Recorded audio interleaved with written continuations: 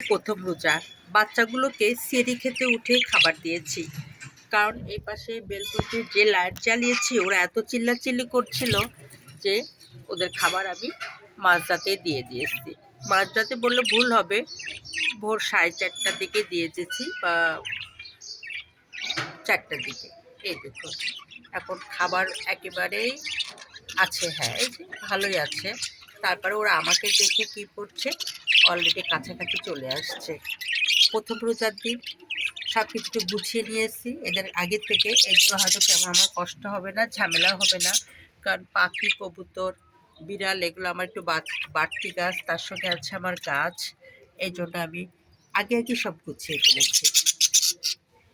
এরা যখন কিচিরমিচির করে ডাক দিচ্ছে আর আমার টাইসন শোনা তাদের ডাক শোনার জন্য বন্ধু হয়ে পাশে বসে আছে। এই দেখুন কত সুন্দর হয়ে বসে আছে, দেখেছেন? ও কিন্তু ওদের মারবেও না, ওদের মেরেও ফেলবে না, ওদের ঝামেলাও করবে না, খালি ওদের বন্ধু হয়ে থাকতে চায়। এই দেখুন